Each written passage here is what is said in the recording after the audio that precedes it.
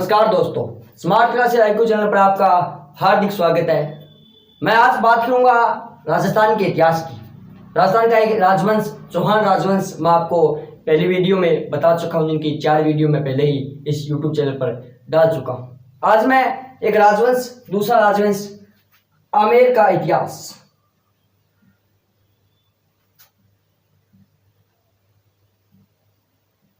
आमेर का इतिहास लेता हूं। आमेर का इतिहास। आमेर में कौन सा राजवंश था? तो कछुआ वंश। कछुआ है वंश। इनकी उत्पत्ति कौन से धर्म, कौन सी शाखा से उत्पन्न है, उसके बारे में हम जिक्र करते हैं। कछुआ अपने आप को भगवान राम के बड़े पुत्र कुश का वंशज मानते हैं। किनका? कुश का। भगवान राम के 2 बेटे लव और कुश, उन्हीं में से कुश का वंशज मानते हैं। कुश के वंश होने के कारण ये कुशवा कहलाए। क्या कहलाए? कुशवा कहलाए। और इसी कुशवा से क्या बना? कछुआ। कुछ जगह कछुआ वंश लिखा होता है, कुछ जगह कछुआई लिखा होता है। सारा जो भी है वो एक ही है, कुशवा कह दो या कछुआ कह दो। राजस्थानी लोगों में बड़ी प्रॉब्लम है, ये स है, ये हमसे पढ़ा नहीं जाता। हिंदी वाले कहते हैं कि जैसे शंकर, जो शंकर वाला है, सड़क वाला है, और जो षटकोण वाला है, इन तीनों में काफी अंतर होता है। लेकिन हम राजस्थान लोगों से अभी पढ़े भी नहीं जाते, हमने कुशवा से सीधा क्या कर दिया? कछुआ कर दिया। तो इसी कुशवा वंश है, उसका हमने क्या नाम बदल दिया? कछुआ वंश। भगवान राम थे वो स्वाकु वंश से थे। उन्हीं के वंश में एक राजा हुए रघुवंश। उन्हीं के नाम पर ये बताते हैं कि ये रघुवंशी थे। ये अपने आप को रघुवंश तिलक कहते थे। क्या कहते थे? रघुवंश तिलक। रघुकुल रीत सदा चली आई, प्राण जाए पर वचन न जाए। तो रघुवंश तिलक, यानी वो पूछ लिया कि कौन सी राजवंश था जो अपने आप को रघुवंश तिलक मानते थे, तो कौन से थे? तो कछुआ वंश थे। इनका एक आदर्श वाक्य होता था। इनका एक आदर्श वाक्य, जिस प्रकार एक मेवाड़ का आदर्श वाक्य है, जो दृढ़ राखे द्रम ताही राखे करतार, उसी प्रकार इनका भी एक आदर्श वाक्य है। वो है यतो धर्मस्य जयते। यतो धर्मस्य जयते। जहां धर्म है वहीं विजय है। क्या अर्थ है इसका? जहां धर्म है वही विजय, वही विजय। इनका क्या आदर्श वाक्य है? यतो धर्मस्य जयते, यानी जहां धर्म है वहीं क्या है? विजय। तो आमेर का इतिहास, कछुआ वंश, जो अपने आप को भगवान राम के पुत्र कुश का वंशज मानते, इसी कारण इन्हें कुशवा कहा गया। इनका जो इन्हें रघुवंश तिलक भी कहा जाता है। इनका आदर्श वाक्य है यतो धर्मस्य जयते, जहां धर्म है वहीं विजय। उसी प्रकार अगर मेवाड़ के महाराणाओं की बात करें तो उनका भी एक आदर्श वाक्य था, जो दृढ़ राखे धर्म ताही राखे करता। तो आमेर के इतिहास, कछुआ वंश के ये छोटी सी जानकारी। कुशवा जो भगवान राम के कुश वंश से बांधते हैं, रघुवंश तिलक आदर्श वाक्य तो धर्मस्य जयते। इसका आप स्क्रीन शॉट लें। उसके बाद मैं कछुआ वंश के फाउंडर, संस्थापक के बारे में आपको बताता हूं।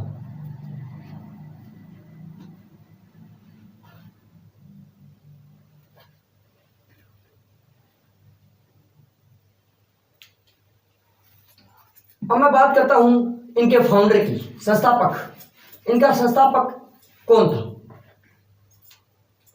इनके संस्थापक का नाम था धुले राय।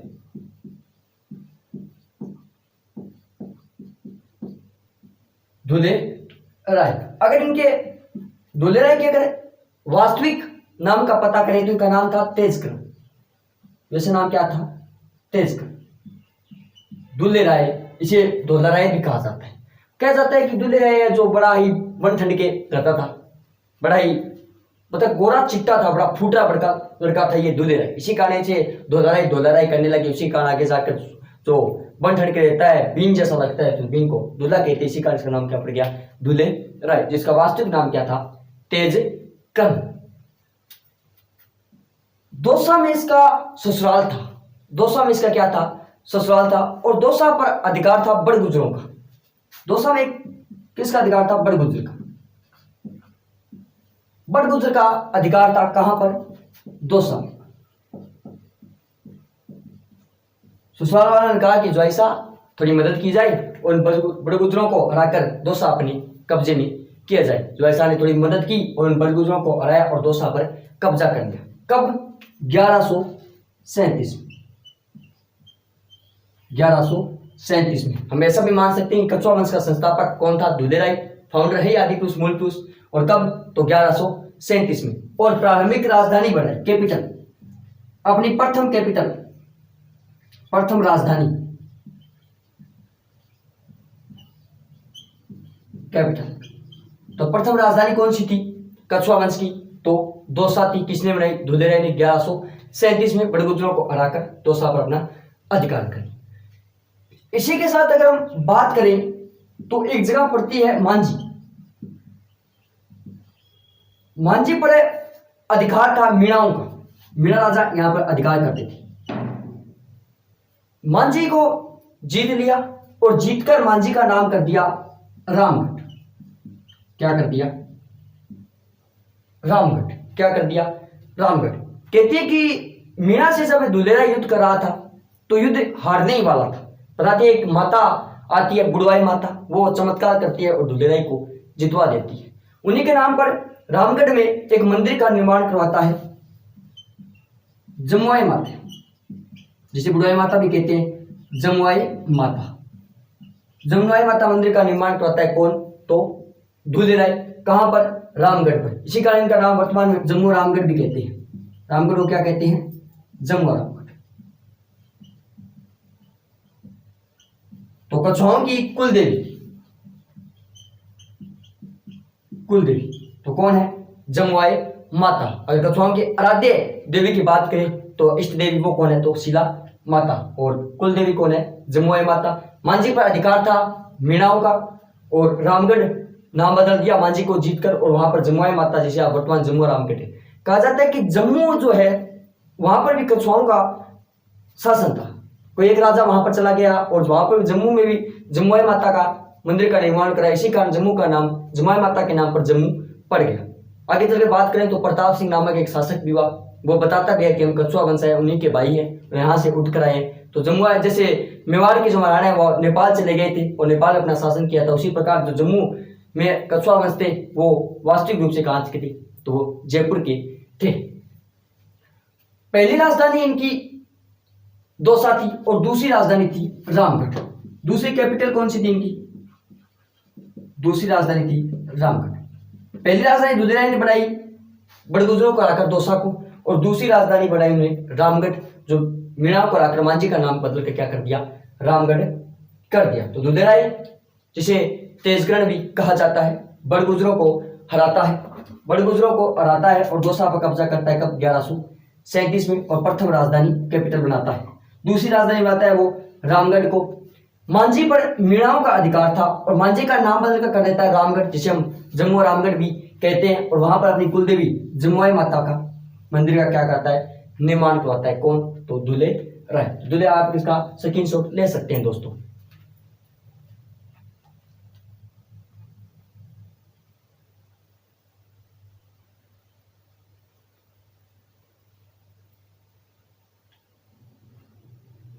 अब इसके बाद एक छोटा सा राजा और आता है जिसका जिक्र हम नहीं करते हैं, लेकिन मैं आपको बता देता हूं।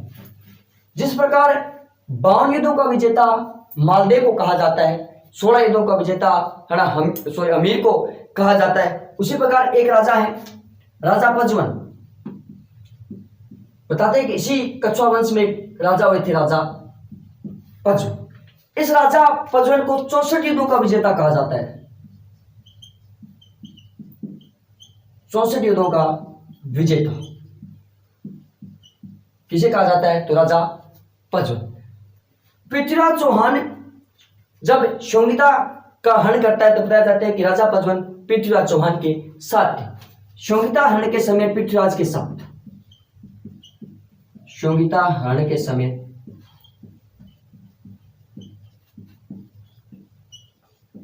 पृथ्वीराज तृतीय के साथ,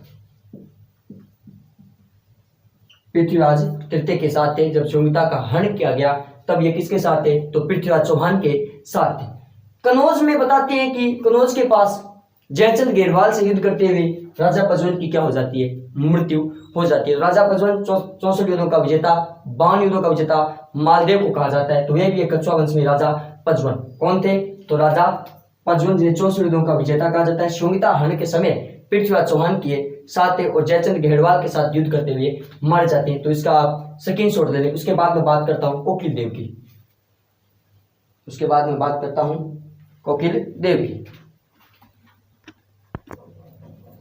अब मैं आगे बात करता हूं कोकिल देव की। सबसे पहले धुलेराय, उसके बाद राजा पचवन। अब मैं बात करता हूं कोकिल देव की।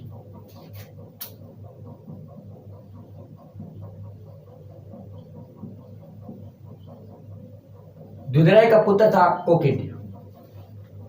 आमेर पर अधिकार था, आमेर पर अधिकार किसका था, भट्टी मीणा या सुसावत मीणा, भट्टी मीणा या सुसावत मीणा। भट्टी मीणा व सुसावत मीणा को हराकर ये आमेर पर कब्जा कर लेता है। कब, तो 1207 में। 1207 में आमेर पर कब्जा कर लेता है और आमेर को राजधानी बना देता है। तो पहली राजधानी तो कौन सी थी, दौसा, जो दुलेराय ने बनाई। दूसरी राजधानी कौन सी थी, रामगढ़, वो भी दुलेराय ने बनाई। और तीसरी राजधानी थी आमेर, जो कोकिल देव ने बनाई। कब, 1207 में। और आमेर राजधानी कब तक रहती है, तो 1727 तक। जब तक जयपुर नहीं बस जाता है तब तक आमेर राजधानी रहता है। तो आमेर राजधानी किसने बनाई, तो कोकिल देव ने, भट्टी मीणा या सुसावत मीणा को हराकर। कोकिल देव ने आमेर में एक मंदिर का निर्माण करवाया, अंबिकेश्वर, जिसका लास्ट में सुर आता है वो महादेव जी का मंदिर होता है, अंबिकेश्वर महादेव मंदिर। महादेव मंदिर का क्या है, इसने निर्माण कराया। माना जाता है ये चौहानों की क्या है, कुल देवता है। कुलदेवी कौन सी है, तो इनकी जमुआई माता। शिला देवी क्या है, इनकी आराध्या देवी। और कुलदेवता कछुआ की कौन है, तो अंबिकेश्वर महादेव। आमेर को पहले अंबिकापुर भी कहा जाता था, या आमेर का प्राचीन नाम क्या था, अंबिकापुर। इन्हीं अंबिकापुर के नाम पर इनका नाम क्या पड़ा, अंबिकेश्वर महादेव मंदिर। तो अंबिकेश्वर महादेव मंदिर, कोकिल देव। आमेर पर अधिकार था भट्टी मीणा व सुसावत मीणा को। 1207 में आमेर उनको अधिकार में कर लेता है और आमेर को अपनी राजधानी बना देता है। पहली राजधानी थी दौसा, दूसरी रामगढ़ और तीसरी थी आमेर। 1207 तक 1507 लगभग 564 वर्ष तक आमेर राजधानी रहा। आमेर में अंबिकेश्वर महादेव मंदिर का निर्माण कराता है, जो कछुआओं के क्या थे, कुल देवता थे। आमेर का प्राचीन नाम अंबिकापुर था, इसी अंबिकापुर के कारण इसका नाम क्या पड़ा, अंबिकेश्वर महादेव मंदिर का निर्माण किसने कराया, तो कोकिल देव। तो उसका आप स्क्रीनशॉट ले सकते हैं।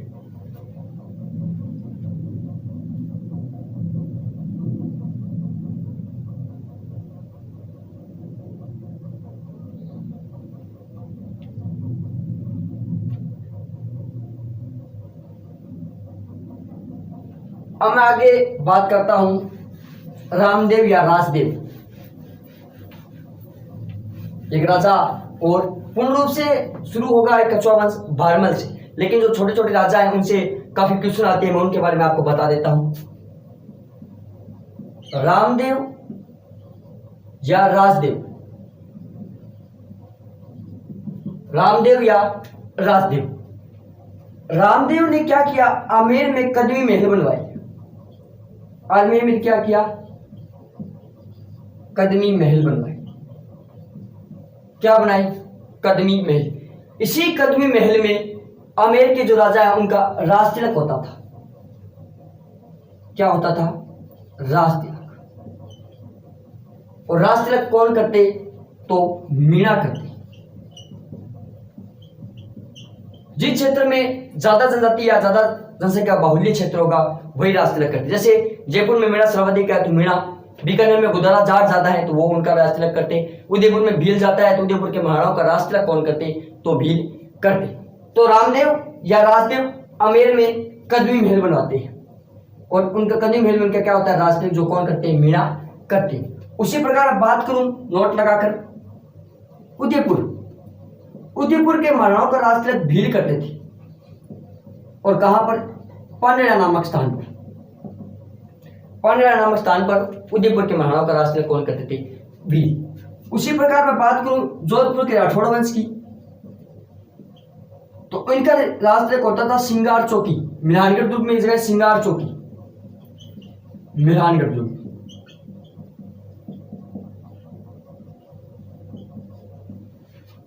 याद रखना सिंगार चौकी तो है मेहरानगढ़ दुर्ग में। अगर मैं बात करूं सिंगार चौड़ी की, यह है चित्तौड़गढ़ दुर्ग में,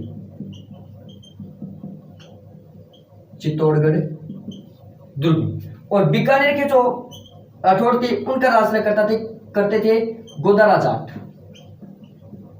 गोदारा जाट इनका क्या करते थे? राज तिलक करते थे। तो रामदेव आमेर में कदमी महल बनवाई, जहां पर कछुआ वंश के राजाओं का राज तिलक होता था, राज तिलक मिला करते थे। उसी प्रकार उदयपुर में भीड़ पांडरा नामक स्थान पर उदयपुर के महाराणाओं का राज तिलक करते थे।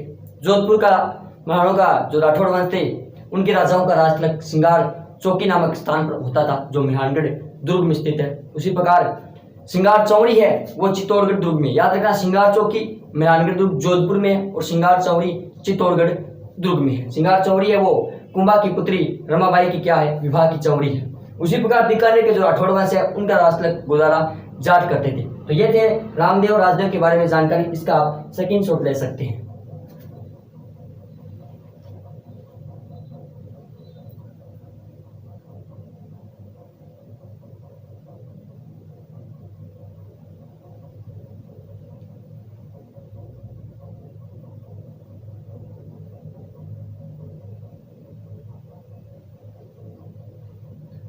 उसके बाद मैं बात करता हूं पृथ्वीराज कछुआ की।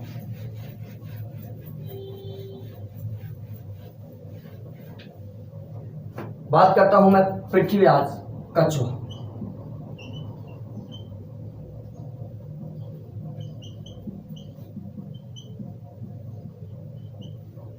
सत्रह मार्च 1527 को जब खानवा युद्ध होता है तो राणा सांगा एक पाती परवन का सहारा लेते हुए समस्त राजपूतों को इकट्ठा करती, जहीं पर आमेर के जो कछुआ वंश थे उस सेना का नेतृत्व जो सेना लेकर गए थे खानवा युद्ध में सांगा की सहायता के लिए तो वो थे पृथ्वीराज कछुआ। तो 1527 में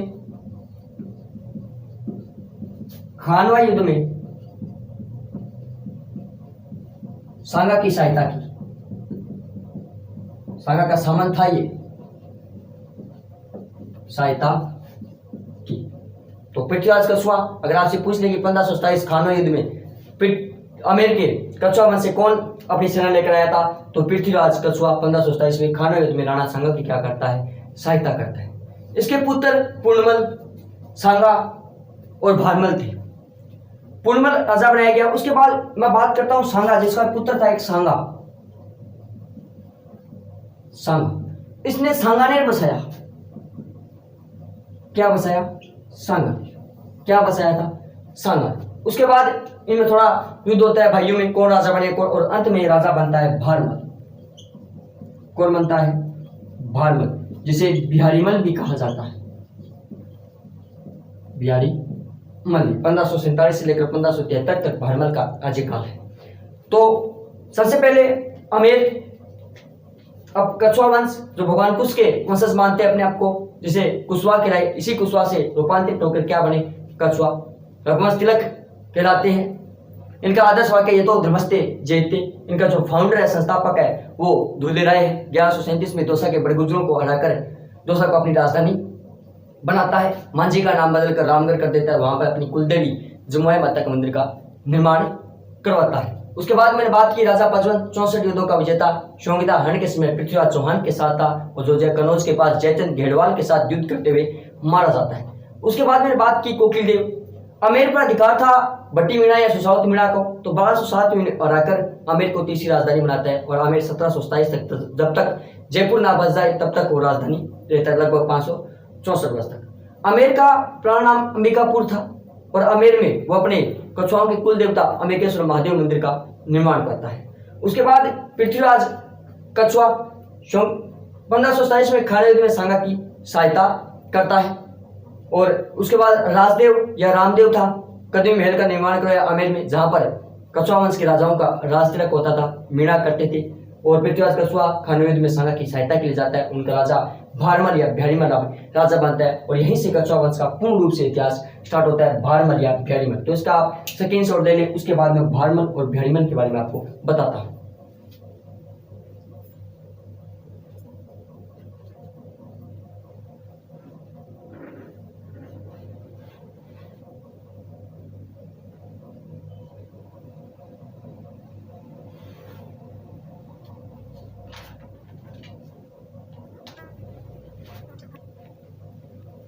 अब पूर्ण रूप से कछुआ वंश शुरू होता है भारमल से।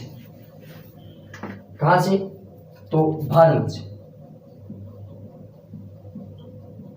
भारमल या बिहारीमल भी कुछ जगह लिखा है। अब शासनकाल आपको पढ़ने होंगे। 1547 से लेकर 1573 तक भारमल का शासन रहता है। भारमल जब राजा बना तो उनके रिश्तेदार और चाचा ताऊ के जो लड़के थे उन्होंने थोड़ा विद्रोह कर दिया। उनमें से प्रमुख नाम आता है सुजा का। सुजा ने भारमल के विरुद्ध विद्रोह कर दिया। भारमल अब सोचे कि अगर किसी बड़ी शक्ति का अगर हाथ हो तो मैं आमेर में पूर्ण रूप से शासन कर सकूंगा, और जो मेरे उत्तराधिकारी हैं वो भी पूर्ण रूप से और सही समय पर शासन कर पाएंगे। तो ऐसा क्या किया जाए? हरियाणा में एक जगह पड़ती है नारनौल, और नारनौल का एक सामंत था मजनू खां। नारनौल का शासक था मजनू खां यानी अनिल कपूर। वेलकम फिल्म में है ना अनिल कपूर का नाम मजनू खां, मजनू भाई। तो उसी प्रकार मजनू खां नारनौल का एक शासक था। बता दें कि भारमल और मजनू खां की बड़ी अच्छी दोस्ती थी। मजनू खां ने भारमल ने कभी सहयोग किया था मजनू खां के, तो उनको दोस्ती थी कि हाँ भाई तू अपना है। इन दोनों में काफी दोस्ती थी। तो भारमल ने मजनू खां से कहा कि तू मुझे अकबर से मिला दे। किससे मिला दे? अकबर से। अब मैं बात करूं कछुआ वंश था उस समय दिल्ली में किसका शासक था? तो मुगलों का शासक था। सर्वप्रथम बाबर आता है। बाबर भी अपना 1520 से 30 तक रहता है, अपनी सत्ता पूर्ण रूप से कामयाब नहीं कर पाता। उसके बाद उसका बेटा हुमायूं बनता है। हुमायूं इधर उधर भटकता है और लेनपुल ने कहा कि हुमायूं ताउम्र लड़खड़ाता रहा और अंत में लड़खड़ाते हुए मर गया। लेकिन पूर्ण रूप से अगर मुगलों की सत्ता अगर किसी ने कायम की थी तो वो था अकबर। तो मुगल बादशाह कौन था? अकबर। दिल्ली का मुगल बादशाह अकबर। मजनू खां भारमल कहता है कि मुझे अकबर से मिला दे। मजनू खां अकबर से मुलाकात करवाता है दिल्ली। किसकी? भारमल की।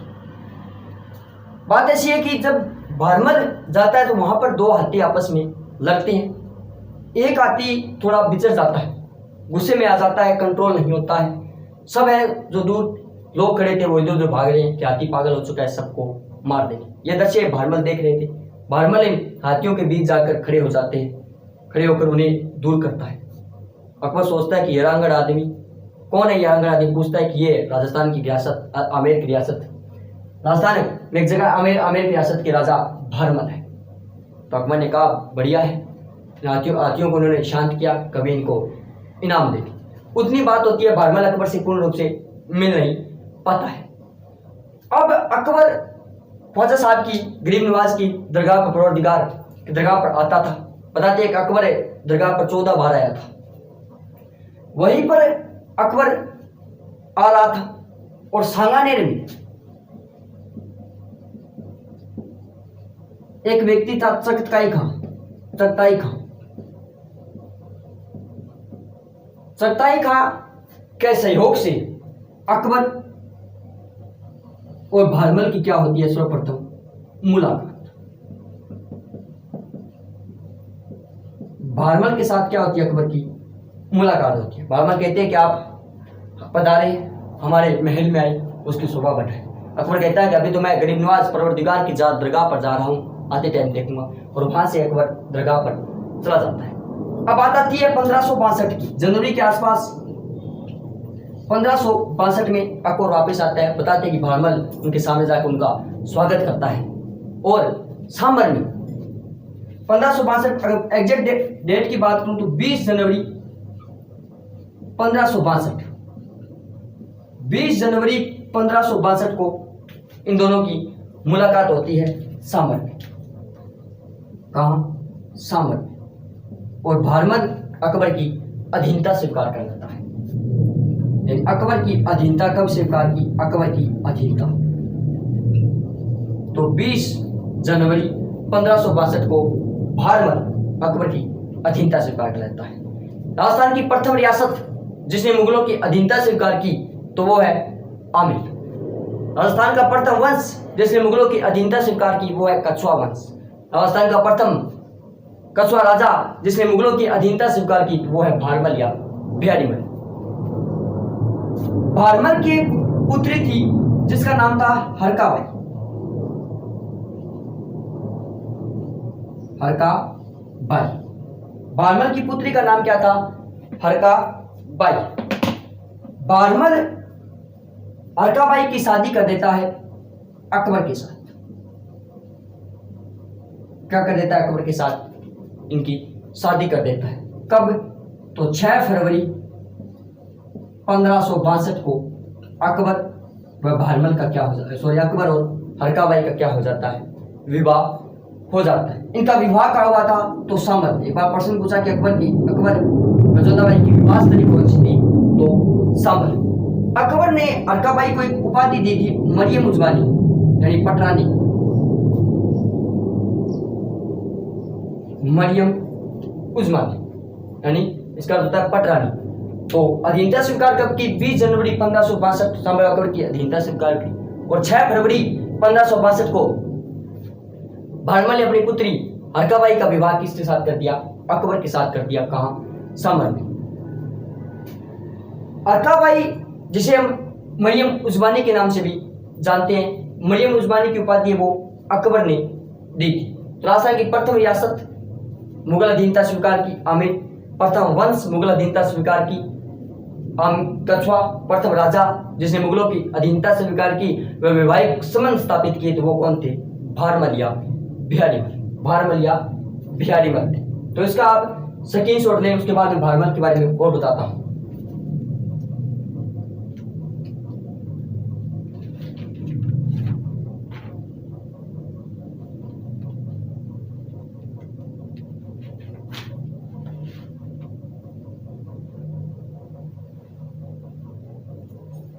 भारमल या बिहारीमल। हरकाबाई से इनका विवाह हो जाता है 6 फरवरी 1562 को। हरकाबाई और अकबर, इन्हीं के पुत्र का नाम था जहांगीर या सलीम। अब मैं बात करूं हरकाबाई की। हरकाबाई का जो विद्वान है, जो इतिहासकार है, वो क्या मानते हैं? एक राइटर है डॉक्टर जदुनाथ सरकार।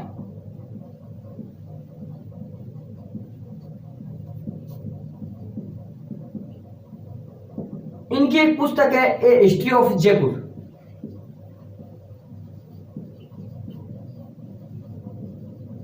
ए history of Jaipur. Doctor Jadunath Sarkar इस पुस्तक में भारमल की पुत्री लिखते हैं, नाम नहीं लिखते। क्या लिखते हैं? भारमल की पुत्री। इतना लिखते हैं, भारमल की पुत्री, नाम नहीं लिखते हैं। कौन? डॉक्टर जदुनाथ सरकार। इसका क्या लिखते हैं? नाम नहीं लिखते हैं। एक इतिहासकार और रहे हैं वीएन स्मिथ। इनकी एक पुस्तक है महान मुगल अकबर। अकबर ये भी नाम नहीं लिखते हैं और लिखते हैं भारमल की ज्येष्ठ पुत्री। भारमल की ज्येष्ठ पुत्री। जदुनाथ सरकार हिस्ट्री ऑफ जयपुर में भारमल की पुत्री लिखते हैं और वीएन स्मिथ है वो महान मुगल अकबर में भारमल की ज्येष्ठ पुत्री लिखती हैं। एक राइटर है डॉक्टर मथुरालाल वर्मा। इनकी पुस्तक है जयपुर राज्य का इतिहास।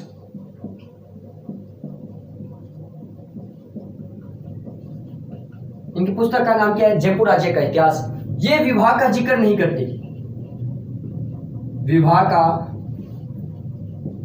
जिक्र नहीं करते। एक राइटर है BN पनगड़िया, BL पनगड़िया।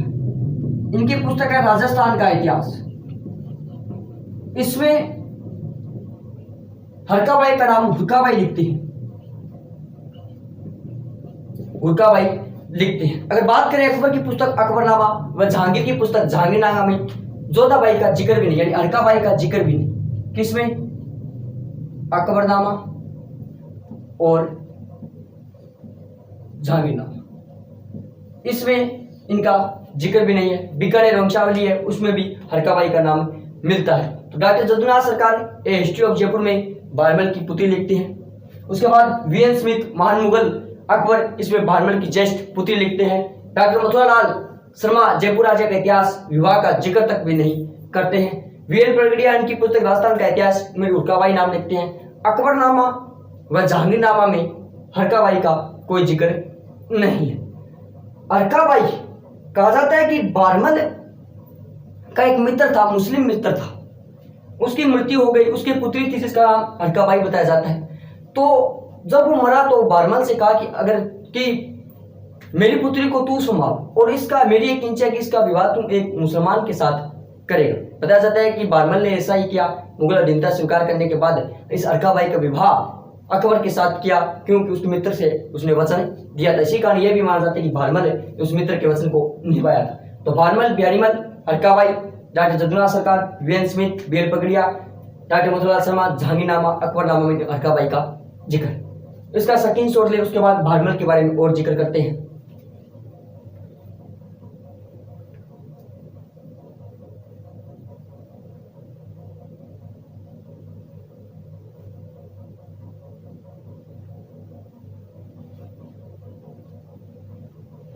भारमल, नागौर दरबार 1570 में भारमल की अहम भूमिका थी। नागौर दरबार लगा था जब 1570 में, जब राजस्थान के लगभग राजाओं ने मुगलों की अधीनता स्वीकार कर ली थी राजवंश ने, तो उनमें से भारमल ने अहम भूमिका निभाई थी। जयपुर में एक मस्जिद का निर्माण किया, जामा मस्जिद का। जयपुर में जामा मस्जिद का निर्माण करवाया किसने? 1559 में जयपुर में जामा मस्जिद का निर्माण कराया। दिल्ली की जो जामा मस्जिद है वो शाहजहां ने बनवाई, भारत की सबसे बड़ी मस्जिद। और जो आगरा की जामा मस्जिद है वो शाहजहां की पुत्री जहारा ने बनवाई थी, और जयपुर की जामा मस्जिद है वो भारमल ने बनवाई थी। भारमल की अगर उपाधि की बात करूं मैं, तो अकबर ने इसे अमीर उल उमरा वह राजा की उपाधि दी, अमीर उल उमरा वह राजा की उपाधि दी, और 5 साल का मनसबदार बनाया। अभी भाषा का शब्द है मनसबदार, इसका होता है पद। तो 5 साल का मनसब बनाया। राजस्थान का प्रथम मनसबदार, राजस्थान की प्रथम रियासत, राजस्थान का प्रथम वंश, राजस्थान का प्रथम राजा जिसने मुगलों के साथ वैवाहिक संबंध किए, प्रथम रियासत जिसने मुगलों के अधीनता स्वीकार किया, आमेर, प्रथम वंश, कछुआ। तो जयपुर में जामा मस्जिद। एक बात और, दौसा में लोहार कस्बा बसाया।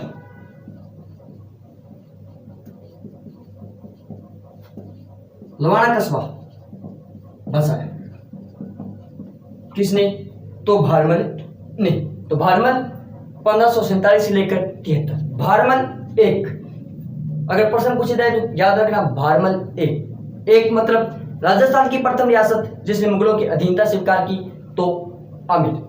राजस्थान का प्रथम राजवंश जिसने मुगलों की अधीनता स्वीकार की, तो कछुआ। राजस्थान का प्रथम बादशाह जिसने मुगलों की अधीनता स्वीकार की, तो भारमल। राजस्थान का प्रथम राजा जिसने मुगलों के साथ वैवाहिक संबंध स्थापित किए, तो कौन? भारमल। और राजस्थान का प्रथम मनसबदार कौन था? भारमल, यानी भारमल प्रथम। उसके बाद 20 जनवरी 1565 को अकबर की अधीनता स्वीकार करता है। 6 फरवरी 1565 को अपनी पुत्री हरकाबाई का विवाह अकबर के साथ करता है सांबर में। उसके बाद जयपुर में जामा मस्जिद का निर्माण कराया। उपाधि अमीर उल उमरा व राजा की उपाधि इन्हें अकबर ने दी। किसने दी? अकबर। किसने दी? अकबर। दौसा में लवाना कस्बा किसने बसाया था? तो भारमल ने बसाया था। तो ये इसका आप स्क्रीनशॉट ले सकते हैं।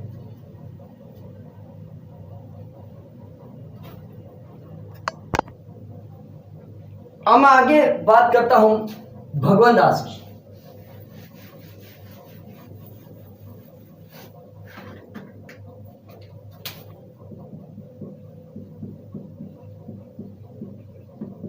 या भगवान दास, अलग अलग नाम भगवान दास या भगवान दास। इसका शासनकाल 1573 से लेकर 89 तक यह शासन बना। नैन्सी बांकीदास जो इतिहासकार हैं वो भगवान दास लिखते हैं। सूर्य मिशन और अबुल फजल है वो भगवान दास लिखते हैं। सरनाल विद्रोह, मैं बात करता हूं भगवान दास में सर्वप्रथम सरनाल विद्रोह। गुजरात में जगह सरनाल पड़ती है, वहां का एक विद्रोह अकबर के ही रिश्तेदारों ने विद्रोह कर दिया था। मिर्जा विद्रोह, सरनाल में एक विद्रोह हुआ था, मिर्जा विद्रोह, यानी अकबर के खिलाफ एक विद्रोह हुआ, मिर्जा विद्रोह। इस मिर्जा विद्रोह को भगवान दास ने दबाया था। भगवान दास ने दबाया था। इस विद्रोह को दबाने के बाद अकबर ने भगवान दास को दो चीजें दी थी। एक तो दिया नगाड़ा, बजाने के लिए नगाड़ा, और एक दिया पचरंगा। ये दो चीजें दी थी, नगाड़ा और पचरंगा। किसने? अकबर ने, मिर्जा विद्रोह दबाने के कारण। भारमल अगर प्रथम था तो भगवान दास 3 था, थर्ड था। कैसे? महाराणा प्रताप को समझाने के लिए भगवान दास तीसरे अभियान के रूप में गया। तीसरे अभियान में प्रताप को समझाने गया। एक बात तो ये। दूसरी बात, चित्तौड़ के तीसरे साके में गया। चित्तौड़ के तीसरे साके में गया। 1567 से 68 में जो साका हुआ था चित्तौड़गढ़ का, तो उसमें भी अकबर के साथ था। तो महाराणा प्रताप को समझाने के लिए तीसरे अभियान के रूप में गया और चित्तौड़ के तीसरे साके 1567-68 में अकबर के साथ तीसरे साके में गया था। भगवान दास की पुत्री थी जिसका नाम था मानबाई।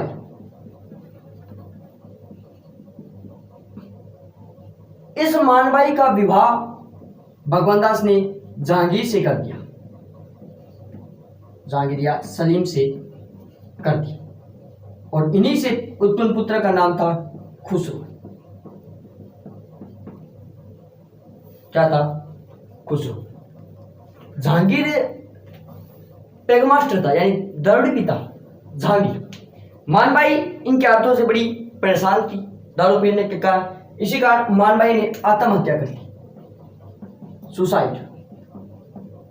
मानबाई ने जहांगीर की शराब की लत के कारण क्या कर ली थी? आत्महत्या कर ली थी। और खुसरो ने जहांगीर के खिलाफ विद्रोह भी किया था, जिसे खुसरो ने आंखें फुड़वा दी थी। जहांगीर ने खुसरो की क्या फुड़वा दी थी? आंखें फुड़वा दी थी। भगवान दास को 5000 की उपाधि प्राप्त थी। 5000 की मनसबदारी प्राप्त थी। किसे? भगवान दास को। किसे? भगवान दास को। इसी के साथ एक पद भी था,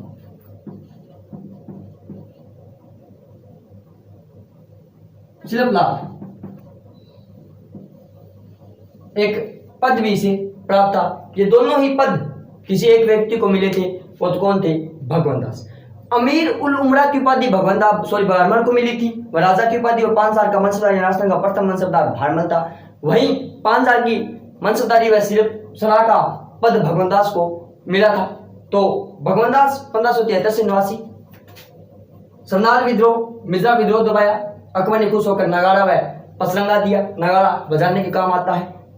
तीसरे अभियान के रूप में तीसरे अभियान में प्रताप को समझाने के लिए अकबर ने इसे भेजा था और चित्तौड़ के तीसरे शाक्य में अकबर के साथ था। अकबर के पुत्र जहांगीर से मानवाई का विवाह किया।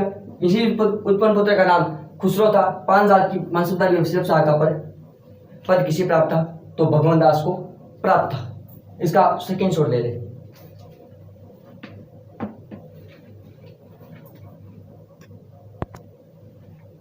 अब मैं बात करता हूं मानसिंह की।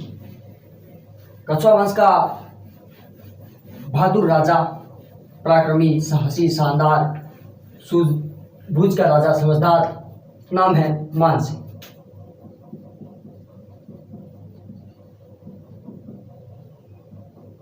इसका शासनकाल है 1589 से लेकर 1614 तक। अबुल फजल इनके पिता का नाम भगवान दास लिखते हैं और बाकी इतिहासकार भगवान दास लिखते हैं, लेकिन जहांगीर एक अलग ही नामकारी लिखता है। जहांगीर नाम जहांगीर भगवान दास, जो भगवान दास थे, इसे मानसिंह का चाचा बताते हैं और इनके पिता का नाम भक्कू दास बताते हैं। भक्कू दास कौन बताता है? तो जहांगीर। कौन बताता है? जहांगीर। मानसिंह का जन्म हुआ 6 दिसंबर 1550 मजामाबाद सामर में। ये किसके अनुसार है? तो ये मुनोत नैणसी के अनुसार है। मुनोत नैणसी के अनुसार मानसिंह का जन्म 6 दिसंबर 1550 को मजामाबाद सामर में हुआ था। जब मानसिंह 12 वर्ष का था तभी वह अकबर की सेवा करने के लिए चला गया था। कितने साल का? 12 साल का। और अकबर की सेवा करने चला गया था। तो मानसिंह वह राजा है जिसने मुगलों की सर्वाधिक लंबी सेवा की। कितने वर्ष की? तो 55 वर्ष। सर्वाधिक मुगलों की सेवा।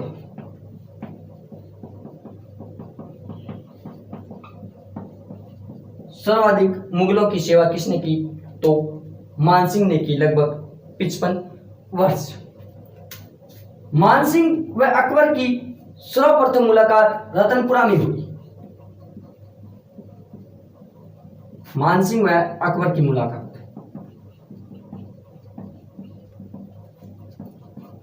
प्रथम मुलाकात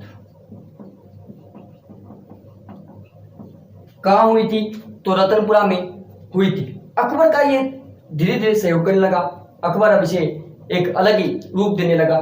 बताया जाता है कि अकबर ने मानसिंह को फर्जंद का मतलब पुत्र, फर्जंद की उपाधि थी, यानी मेरा पुत्र है। अकबर के साम्राज्य विस्तार में अगर किसी का अधिकार है, पूर्ण रूप से अधिकार या सहयोग किया है, तो वो मानसिंह का अधिकार है।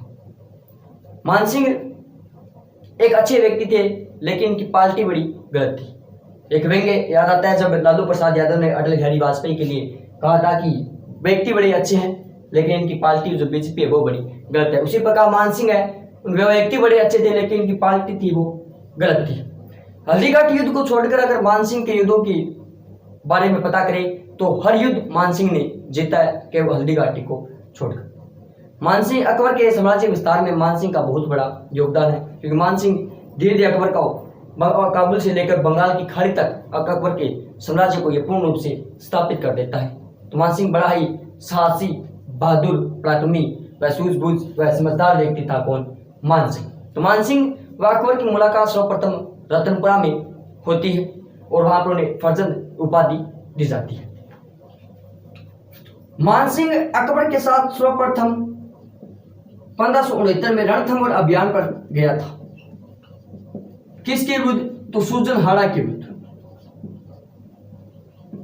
मानसिंह अकबर के साथ सर्वप्रथम कौन से अभियान पर गया था?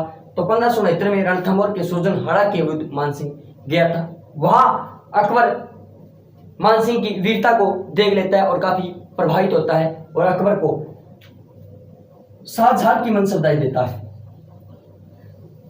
कितने की? 7,000 की। अकबर के दरबार में सिर्फ 2 ही व्यक्ति थे जिन्हें मनसब 7,000 की मनसबदारी प्राप्त थी, एक मान सिंह और एक मिर्जा अजीज कोका। मिर्जा अजीज कोका तो अकबर के हिस्सेदार में था। अगर कोई हिंदू राजा जो सर्वाधिक मनसबदारी प्राप्त थी तो वो कौन थे? मान सिंह। कौन थे? मान सिंह। तो मान सिंह जन्म बताते हैं 6 दिसंबर 1550, मुजामाबाद सामरकौन, मुनोद नैन्सी। 12 वर्ष की आयु में अकबर के सेवा में चले गए और लगभग 55 वर्ष तक मुगलों की सेवा की। सर्वाधिक मुगलों की सेवा करने वाला कछुआ राजा कौन था? तो मान सिंह। रतनपुरा में मान सिंह व अकबर की सर्वप्रथम मुलाकात होती है। फर्जन की उपाधि दी जाती है। 1569 में रणथंभौर के अभियान में सूचनाहारा की विरोधी जाता है। वहां से काफी वीरता से पराजित होकर अकबर से 7,000 की मनसबदारी प्राप्त करता है।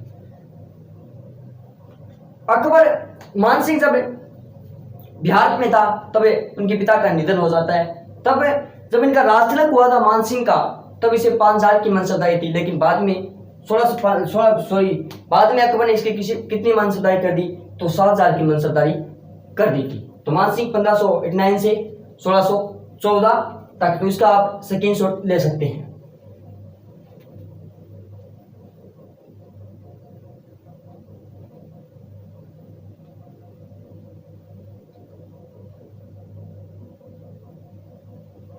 अब मैं बात करूं आगे, अकबर के नवरत्न थे।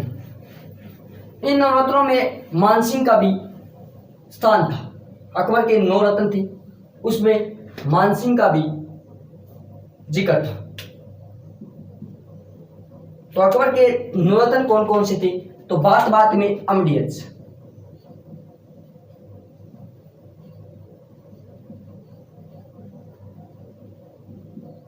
बिरबल,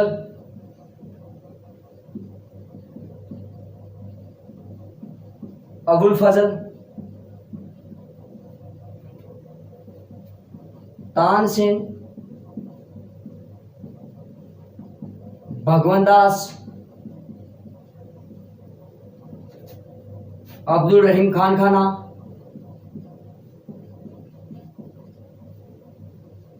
टोडरमल, मानसिंह है,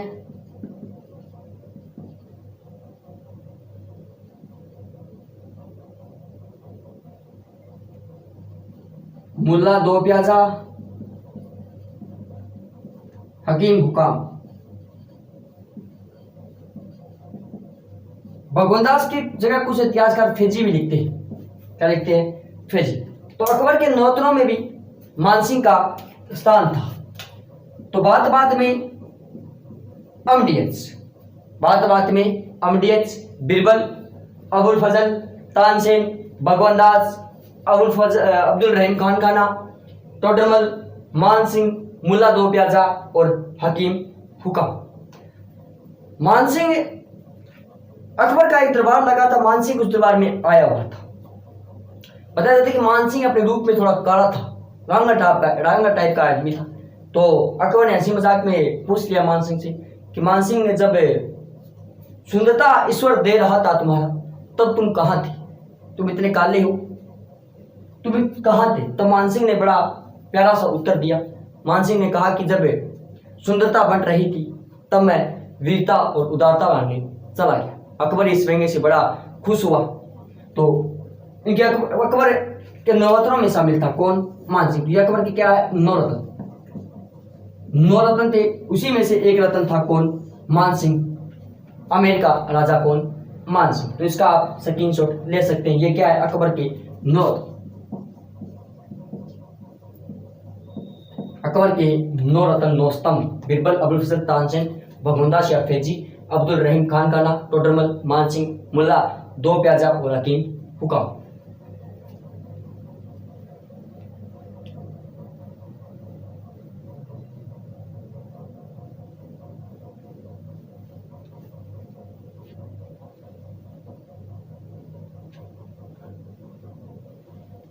अब मैं बात करता हूं मानसिंह के अभियानों की।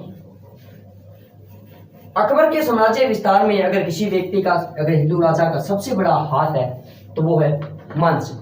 मानसिंह ने अकबर का बहुत ही सहयोग किया था। अब मैं बात करता हूं काबुल की सूबेदारी। अकबर के एक अभियान सबसे प्रसिद्ध काबुल की सूबेदारी। लगभग 6 वर्ष तक यहाँ रहा था, 1581 से लेकर 87 तक। अकबर मानसिंह को यहाँ का राजा या सूबेदार क्या है नियुक्त कर देता है।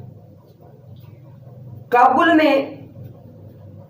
में मिर्जा हकीम ने कब्जा कर लिया।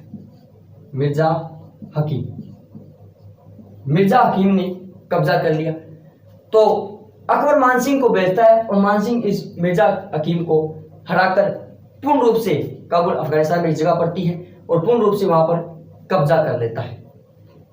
अफगानिस्तान, बात करें अफगानिस्तान की, तो अफगानिस्तान पर आज तक सिर्फ 2 ही व्यक्ति अपने पूर्ण रूप से कब्जा कर पाए हैं। एक मानसिंह और एक औरंगजेब के समय राठौड़ राजा जसवंत सिंह। 2 ही व्यक्ति ऐसे थे जो अफगानिस्तान के इस काबुल पर आक्रमण कर चुके हैं। 1970 में रूसिया ने जब अफगानिस्तान पर आक्रमण किया था तो वहां पर लाले पड़ गए थे, रूसिया को वापस आना पड़ा था। लेकिन 2 ही व्यक्ति जो इस काबुल पर अधिकार कर पाए, मानसिंह और जसवंत सिंह।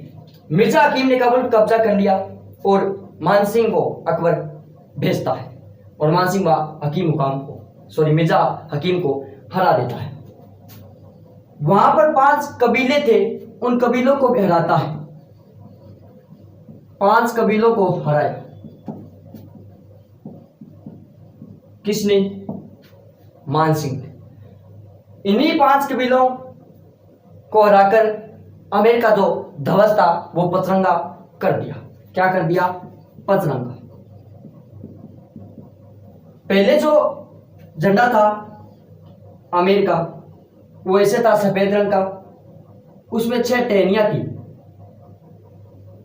6 टहनियां थी, एक झाड़ थी। इसी कारण से झाड़साई भी कहा जाता है। अगर पूछ ले झाड़साई वंश कौन सा है तो कछुआ वंश है। झाड़साई पगड़िया, झाड़साई सिक्के, झाड़सा जूतियां कहाँ की प्रसिद्ध है। तो अगर झाड़साई आपको नाम कहीं भी दिख जाए तो एक ही उत्तर होगा, कौन? कछुआ। लेकिन मानसिंह ने पचरंगा कर दिया, यानी 5 रंग इसमें शामिल कर दिए। किसने? मानसिंह ने। अगर आप कभी आमेर देखने जाओगे तो आपको वहां पर पचरंगा ध्वज क्या है दर्शाई देगा। तो 5 कबीलों को हराया, मिर्जा हकीम को भी हरा दिया। किसने? काबुल। 1581 व 87 तक वह काबुल का सूबेदार नियुक्त कर दिया अकबर।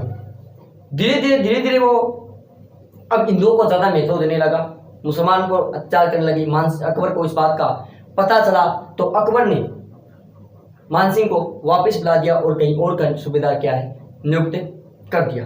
लेकिन काबुल में आज भी मानसिंह का डरसा है कि मात सुनावे बालका खोप ना ग्रहण गाथ, मात सुनावे बालका खोप ना ग्रहण रात, काबुल भूले नहीं अजय बेखंडार बे हाथ।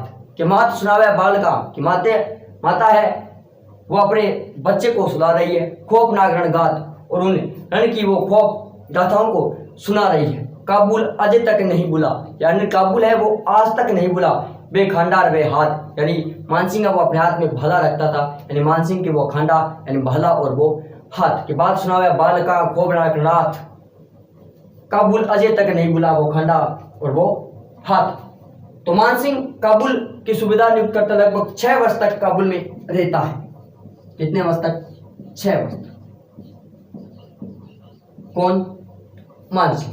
काबुल में आपको पहले भी मान प्लेस देखने को मिलते के बाद में उसके चेंज करवा दिया गया, लेकिन काबुल में मानसिंह बहुत समय तक यानी 6 वर्ष तक उस काबुल की सदी में वहां तक रहा था। कौन? मानसिंह। तो इसका आप स्क्रीनशॉट ले सकते हैं।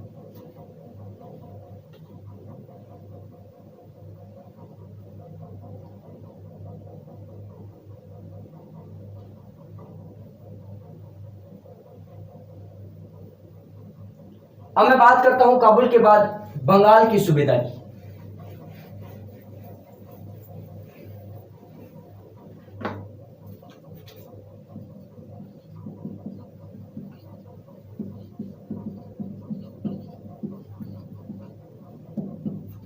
बंगाल की सूबेदारी। पूर्वी बंगाल का शासक था केदार। इसने केदार को हराया और केदार से एक मूर्ति छीन कर लाया था शीला माता और आमेर में लगवाई, आमेर दुर्ग में। आज आप आमेर देखने जाओगे तो वहां पर शीला माता की मूर्ति आपको दिखाई पड़ेगी। केदार काय से जब युद्ध कर रहा था, बताया जाता है कि केदार काय से मानसिंह हार रहा था, हारा, फिर मानसिंह ने कब्जा आक्रमण किया, फिर हारा। तो मानसिंह ने किसी से पूछा कि केदार काय के पास इतनी छोटी सेना, फिर भी मेरे पास इतनी बड़ी सेना, मैं हार क्यों रहा? तो किसी सामंत ने बताया कि महाराज इसके पास एक मूर्ति है, एक माता है, अगर उसकी पूजा करके कोई व्यक्ति अगर मैदान में आ जाता है तो उसकी जीत निश्चित होती है। ये पूजा कर मैदान में आता है और उसकी जीत हो जाती है। मानसिंह ने कहा कि वो मूर्ति मुझे चाहिए। बताया जाता है कि मानसिंह ने ऐसी रणनीति बनाई, जब केदार पूजा करा था उसी समय वो शीला माता की मूर्ति ले आता है। कौन? मानसिंह।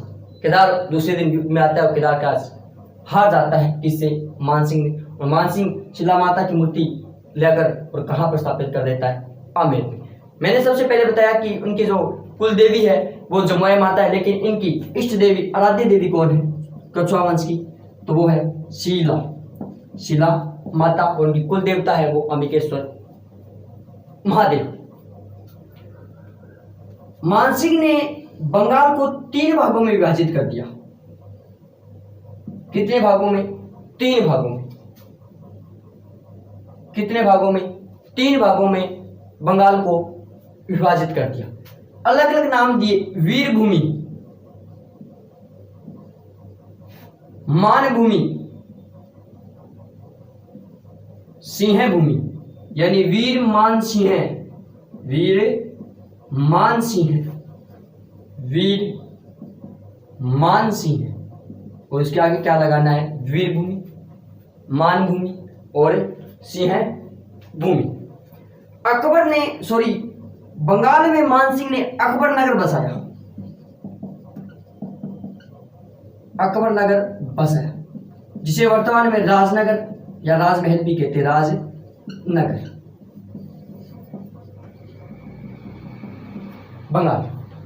बंगाल में आन पर बताया था। तो बंगाल की सूबेदारी पूर्वी बंगाल के शासक केदार को हराया और उनकी मूर्ति शीला माता की मूर्ति लाकर आमेर दुर्ग में स्थापित करवाई। और शीला माता है जो कछुआओं की क्या है? आराध्य देवी है। बंगाल में अकबर नगर बसाया, जिसे वर्तमान में राजनगर कहते हैं। बंगाल को 1594 में बंगाल को 3 भागों में विभाजित किया, वीरभूमि, मानभूमि, सिंह भूमि, यानी वीर मान सिंह भूमि। मानसिंह ने बंगाल को 3 भागों में विभाजित कर दिया। तो बंगाल की सूबेदारी पढ़ ली। उसके बाद काबुल की सूबेदारी, इसका सेकंड शॉट ले लें।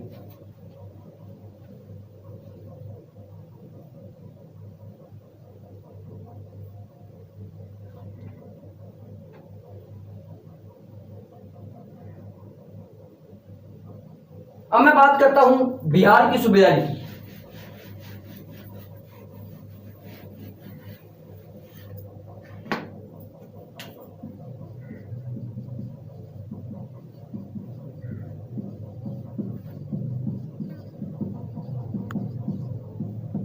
बिहार की सूबेदारी। बिहार पर 2 व्यक्तियों का कब्जा था। एक का नाम था नासिर शाह और एक का नाम था कतलू खां। इन दोनों को मानसिंह ने हराया। मानसिंह ने इन दोनों को हरा दिया। पुरी में मंदिर है जगन्नाथ मंदिर। इस जगन्नाथ मंदिर का उद्धार सा किया था मानसिंह ने। यहां पर हिंदुओं का जाना पूरी तरह वर्जित था, हिंदुओं का पूरी तरह से वर्जित था। लेकिन मानसिंह ने उस प्रदेश को जो रोक थी उसको पूर्ण रूप से हटा दिया। जगन्नाथ मंदिर को पूर्ण रूप से अगर ऋणी रहा है जगह तो वो मानसिंह का ऋणी रहा है, जिसमें हिंदुओं पर प्रदेश पर प्रतिबंध लगा दिया था। लेकिन मानसिंह ने वो प्रतिबंध रद्द कर दिया था। जगन्नाथ मंदिर का ऋणी भी आज तक मानसिंह को माना जाता है। तो जगन्नाथ मंदिर का उद्धार किया। गोवा में महादेव का मंदिर बनवाया, गोवा में महादेव मंदिर बनवाया, गोवा में महादेव मंदिर बनवाया था। बंदा अकबर के साथ है, मुसलमान के साथ है, लेकिन अपने धर्म को नहीं भूला और अपने धर्म का जहां भी जाता है वहां पर विस्तार करके आ रहा है। गया में जगन्नाथ मंदिर पर हिंदुओं के प्रवेश पर वो प्रतिबंध था, उसको हटा देता है। पुरी में जो जगन्नाथ मंदिर है उसको प्रवेश पर हटा देता है। गोवा में एक महादेव मंदिर का भी निर्माण कर रहा है, एक मुस्लिम सेना का नेतृत्व कर रहा है, लेकिन अपने धर्म, अपने हिंदू धर्म को वह जहां भी जाता है वहां पर हर ना कोई चीज स्थापित करके आता है, हिंदू धर्म को हर जगह बढ़ावा देकर आता है। मान सिंह, कौन? मान सिंह। तो इसका आप स्क्रीनशॉट ले सकते हैं।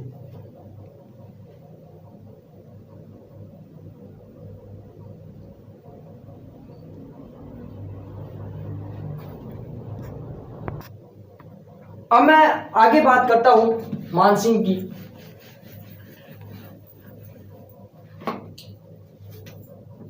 मान सिंह, अकबर ने एक धर्म चलाया था, दीन ए इलाही। दीन ए इलाही इसे सर्वप्रथम स्वीकारा था बीरबल ने। हिंदू एकमात्र कौन था? बीरबल। और प्रथम पुरोहित कौन था? वो था अबुल फजल। इसका प्रथम पुरोहित किसे बनाया गया? अबुल फजल।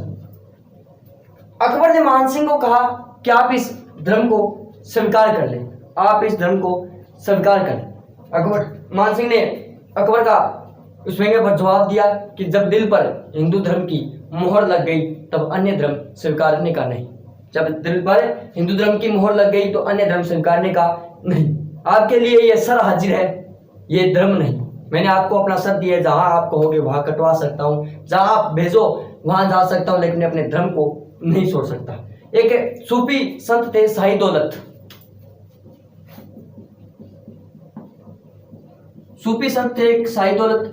इन्होंने भी मान सिंह से कहा था कि तू बहादुर, पराक्रमी, समझदार व्यक्ति है, लेकिन तेरा जो धर्म है वो अच्छा नहीं। तू एक काम कर, मुस्लिम धर्म को अपना ले और तुम्हें हर कोई राजा बना देगा।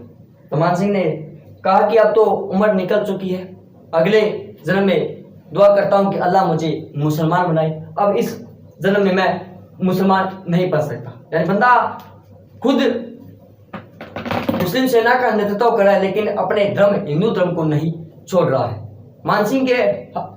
मान सिंह अकबर के हर अभियान में साथ था। एक हल्दी घाटी को छोड़कर अगर मान सिंह की बात की जाए तो हर युद्ध में वो जीता था। अकबर का साम्राज्य विस्तार वो काबुल, लाहौर, बिहार तक वो स्थापित कर देता है। यानी काबुल से लेकर बंगाल की खाड़ी तक वो अकबर के साम्राज्य को पूर्ण रूप से स्थापित कर देता है।